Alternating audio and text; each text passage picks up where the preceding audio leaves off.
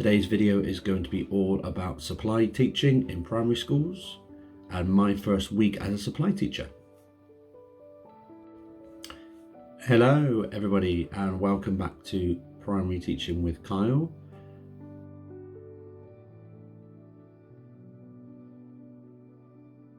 Okay, so my first week as a supply teacher has gone pretty well.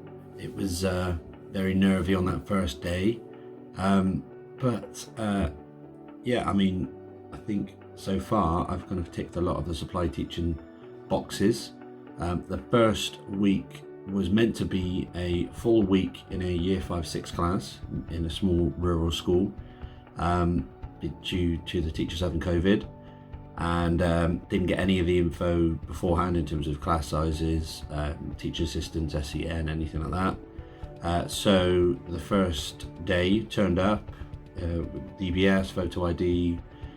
In my bag, which we'll get to at some point, in my bag was a USB stick of all the lessons I've done before, paper copy of some different maths and English lessons that I've got kind of prepared, a couple of activity games that we could do, a bit of time killer activities to do, and then turned up and the teacher hadn't sent the lessons over. So I turned up at 8:15 to make sure that I was there early and set up and know what to do, and the lessons hadn't been sent over.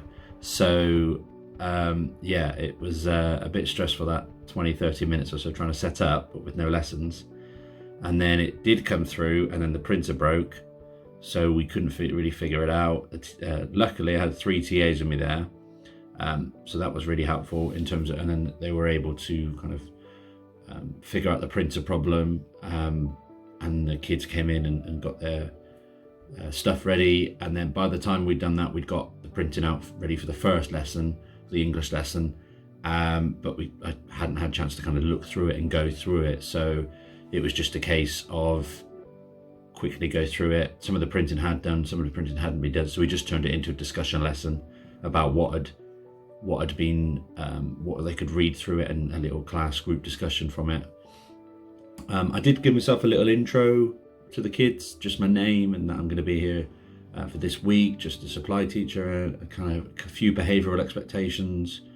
Tried to get my grips with what the school's behaviour policy was, that's the main thing. And then yeah, the rest of the day kind of flew by. It was pretty good, to be honest. The kids were nice. They were, and it's quite nice actually being a supply in terms of you can just say to the kids, right, what do you do here? And obviously you pick on the ones that you think are going to tell you the truth, not the ones who are going to trick you in or anything like that. But yeah, pretty good so far. And then yeah, so did 3 days there, all good. Second day went well, flew through it. At the end of the second day, the receptionist come and told me that tomorrow they're going swimming, by the way, and we don't have any swimming instructors. That's not what they do for the other groups. The teacher takes one of the groups. So yeah, in the afternoon, my class and another class went swimming on the local coach down to the swimming pool, and yeah, I had the middle group, and luckily one of the TAs had a little sheet of kind of what they're aiming to get out of swimming by the end of the term, so I just used that and kind of talked them through it. That's where the PE background in me helps. But yeah, then the swimming happened, all went well. No behavioural issues, no issues with the lessons, followed the lessons, got on well. I found the marking policy, so I was able to kind of mark it exactly how they wanted it done, so that there should be no thing. At the end of every day, I made sure that I left a note for the teacher, because they could come back the next day, you're not sure. And then at the end of Wednesday, it was Remembrance Day the next day, and just went to the head teacher and checked everything was all right and said, is there anything else going on for Remembrance tomorrow? And then she said, we won't need you tomorrow actually, because of the teacher's coming back. So thank you very much for your help, but we won't need you tomorrow. And luckily the company I work for is very good, because I messaged them on the way home, and they called me up on my drive home and said, we've got another school asking for you straight away. So I was booked into another school Thursday, Friday, Monday. And yeah, so that's that's good, but it's also a bit of a kind of a culture shock to go, all right, yeah, it's that quick, the teacher's back, that's it, it's done. So yeah, so then went into another school. This school, really small school again, 20 kids in their year 5-6 class. 4 or 5 were off, and so on the Thursday and the Friday I think we had 14. I think on the Friday we had a couple more off, so I think it was about 11. So it was so easy. Really interesting to see the difference into schools, especially like rural. So that's the benefits of being a supply teacher, is that you get to experience all these different things. The stress levels are so much lower because you're finishing at 3:30 every day.